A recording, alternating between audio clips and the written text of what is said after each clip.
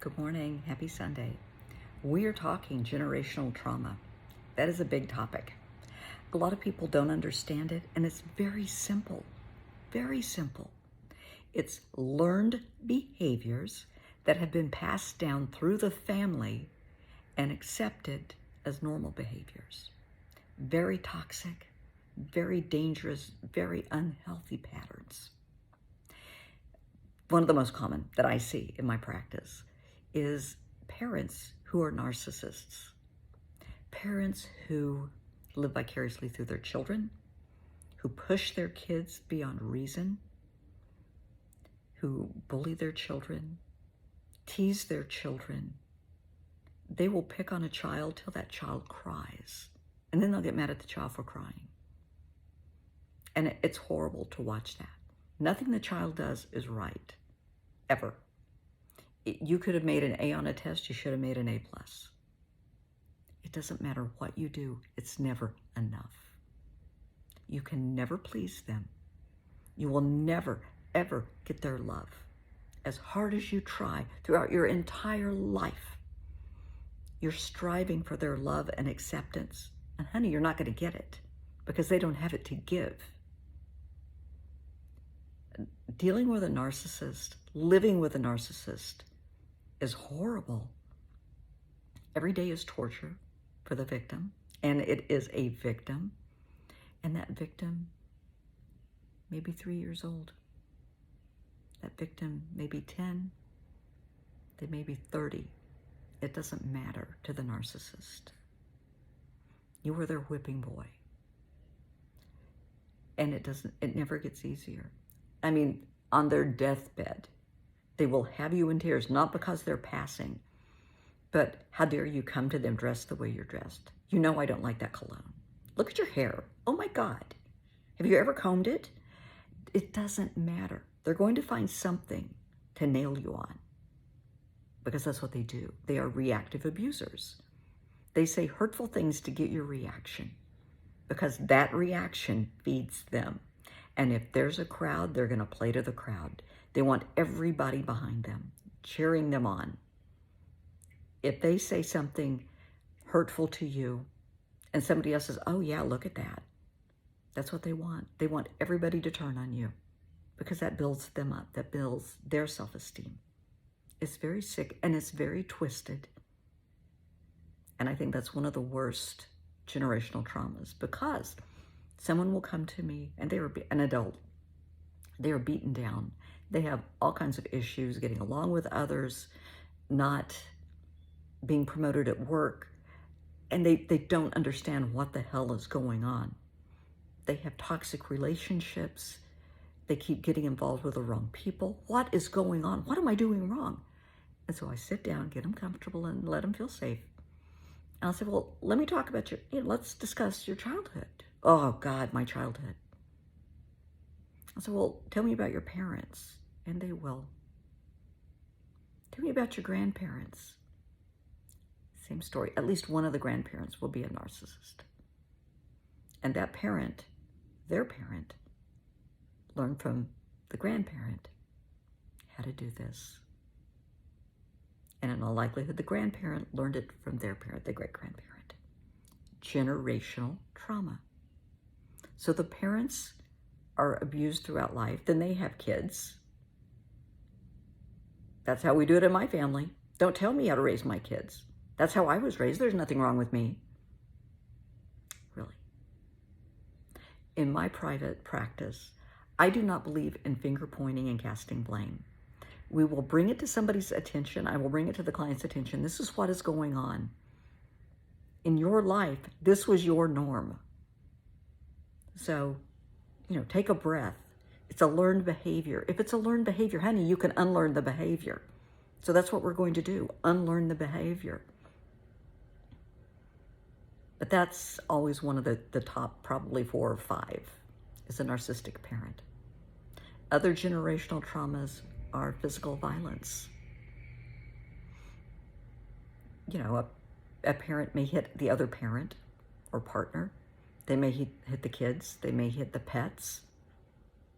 And if you ask them, or you ask the child about the grandparent, That's how the grandparent was raised. And then you ask the client, are you a violent person? And they'll say, I have a short fuse. I have a bad temper. I don't hit my kids, but I scream at them. Okay, that counts. That counts. Words can hurt just as much as a fist. Those scars will still be there. They will carry those wounds their entire life from the words that you say. They just didn't, and then the light bulb goes off. They didn't realize that had become their norm. It's a learned behavior. Criminal behavior. Families, some families, if they want something, they don't get a job and buy, or, whatever, a car or a dress or a pair of shoes. They'll just go out and steal it. I have seen this on many occasions. It's just how they do it in their family. And you'll say, well, why don't you get a job? Oh, we don't need to do that. We can just go out and rob somebody. Well, you could go out and get a job too.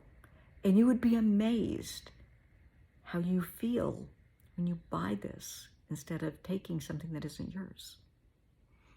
It may take a little coaching, a little time, and I will talk them into, try it. Just try it. You can always quit the job if you don't like it. And they'll get a couple of paychecks, and then they'll buy something, and they'll wear it in or show me, and they are just beaming. And I said, well, how would you feel if somebody stole that from you? Oh, no. Think about it. That's what you used to do. Light bulb moment. And that's how you break the pattern, the light bulb moments. Of course, we have generational trauma with drugs and alcohol, because in some families, that's a coping mechanism. When chaos hits, when stress hits, there's a death, somebody's sick, somebody loses a job, they don't sit down and talk about it, think about their feelings and talk about it among the family, how everybody's feeling and what to do about this. No, they reach for weed, they reach for a beer, they reach for a bottle of pills. That's their coping mechanism. Instead of facing the issue head on, they hide from it. They hide from the pain. They don't want to feel the pain. Honey, nobody wants to feel pain. But if you address it, you find out what's causing the pain and how to stop it, it won't come back. It's going to go away. If you run from it and you hide from it behind drugs and alcohol, it's still going to be there when you sober up. So let's bypass the drugs and alcohol and face the issue. So for a child from age 0 to, I like to say about 10 years old, 10 or 12, those are the building block years for kids. That's when they're figuring out who they are, right from wrong, what the norm is in their life. And for a child raised in a toxic environment, those toxic behaviors are going to be their norm. Parents cheating on parents, and they see this. So when they're older and they get in relationships, that's all they know. That's a generational trauma. I'm not saying that every child that experiences toxic behaviors and generational traumas will repeat them, because that's a choice you have to make. And that's where accountability comes in. As I have said so many times, we are all accountable for our own actions, inactions, attitudes, behaviors, and the consequences. So you can say all day long, this is how we handled it in my family growing up. Okay, that's how you handled it in your family growing up. Great. What are you going to do about it? You have two choices. Repeat the behavior, stop the behavior. What's it going to be? Because you're accountable for your behavior.